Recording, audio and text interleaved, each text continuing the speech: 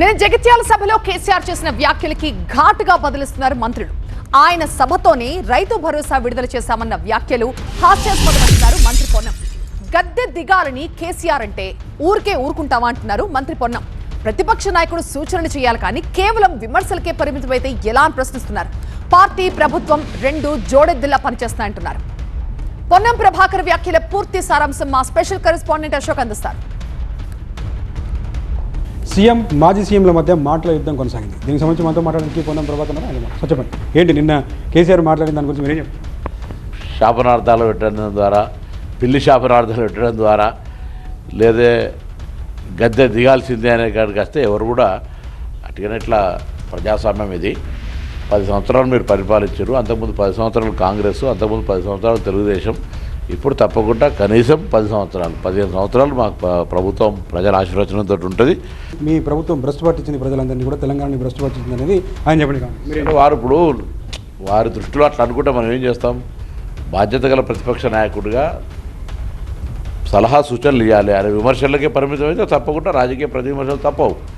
మేము ప్రభుత్వంలో నడుపుతా ఉన్నాం. ప్రభుత్వంలో వారలలాగా ఒంటిగా నియంతృత్వంగా అప్రజాస్వామికంగా పోతలేము. మేము క్యాబినెట్ ఉంది, క్యాబినెట్ మినిస్టర్స్ పర్ఫామ్ చేస్తూ ఉన్నారు. డిపార్ట్మెంట్స్ దానికి సంబంధించినటువంటి క్రిస్టల్ క్లియర్గా వర్కౌట్ నడుస్తూ ఉంది.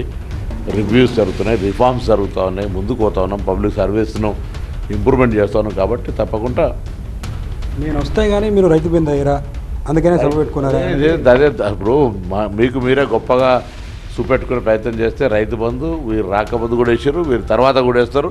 రైతు బంధు వేస్తామని వేస్తాం, రుణమాఫీ చేస్తామని చేసినాం, ఉద్యోగాలు ఇస్తామని ఇచ్చినాం, పిల్లలు రైతు ఛార్జీలు వేస్తామని పెంచినాం, బోనస్ ఇస్తామని ఇచ్చినాం.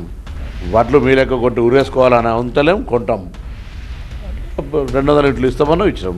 ఇంకే 1-2 ఉండొచ్చు చేయాల్సినవి. దానికి ఎవరితో చెప్పించుకునే అవసరం లేదు.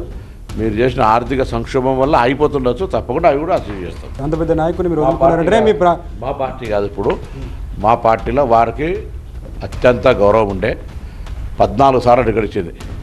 1983లో తెలుగుదేశం నుంచి గెలిచిన తర్వాత వెన్నుపోటు పొడిస్తే 85లో కాంగ్రెస్ పార్టీ మా గురువు చొక్కారావు గారు టికెట్ ఇచ్చింది పిలిచి.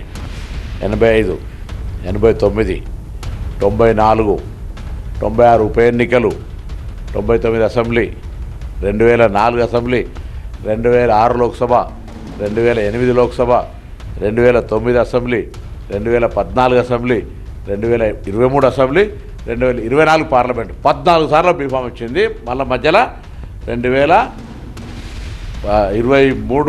2019లో మళ్ళీ ఎమ్మెల్సీ టికెట్ కూడా ఇచ్చింది.